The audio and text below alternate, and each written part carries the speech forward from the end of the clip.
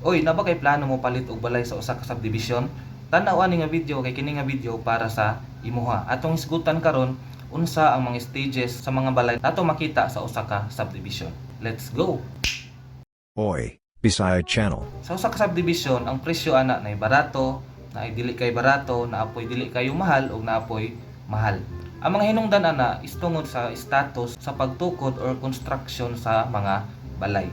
Naay gitawag nga pre-selling. So kung mingon kag pre-selling, imo makita sa area or sa site is mga sagbot pa, ang uban diha mga basakan pa, hawan pa, meaning wala pa kay balay na makita. So ang tawag ana is pre-selling stage, in which ang presyo da is perti pa kaayo ka barato.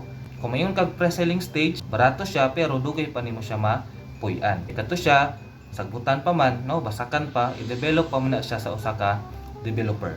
Sunod kanang gitawag nga ongoing construction. Kini siya stage siya sa construction or status sa construction sa balay. Na kini siya naanay balay na natukod pero wala pa ni siya nahuman. Maadto ka sa site, maadto ka sa location, nanay balay nimo makita pero wala pa siya nahuman, no? Gisugda na siya na nasa mga 10, 20, 30 to 80% or 90% ang iyang porsyento sa pag-construct or construction status. So ang presyo na ini is medyo mahal compared dito sa pre-selling.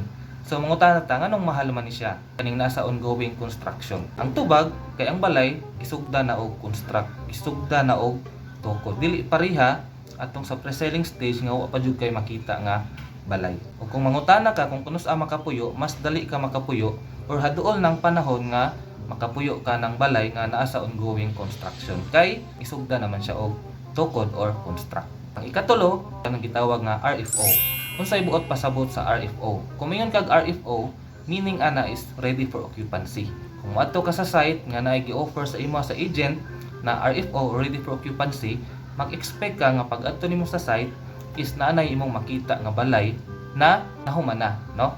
Kay ina sa ongoing construction na naman kay makita nga balay pero wala pa nahuman. Natukod lang pero wala pa nahuman.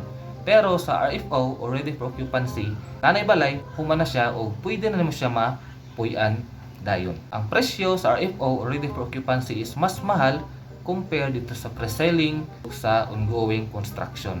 Pangutana karon nganong mas mahal ang RFO? Tungod kay nahuman na siya og tukod. Pwede na siya mapuy-an dayon as long as nakabayad na sa reservation fee, sa down payment, o human na siya og loan na approve sa bank or sa Pag-ibig.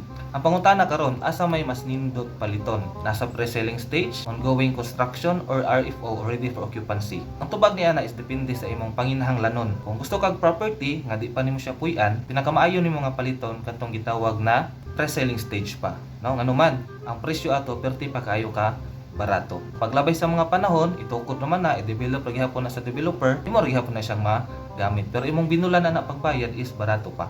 Karon kung imong kinahanglan is gusto na ka mo puyo dayon, dito ka sa pwede sa ongoing construction na kanang hapit na nahuman. Kung kanang gusto jud nimo nga mapuy-an dayon, dito ka sa ready for occupancy. Pero mao lagi ito, ang presyo mas mahal siya compare dito sa pre-selling o sa ongoing construction. Unta na may na-learn sa atong vlog karong adlaw, no? Eh karon atong series is gitawag nga real estate series.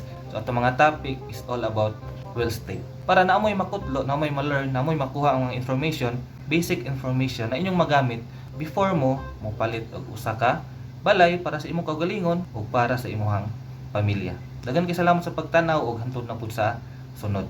Bye.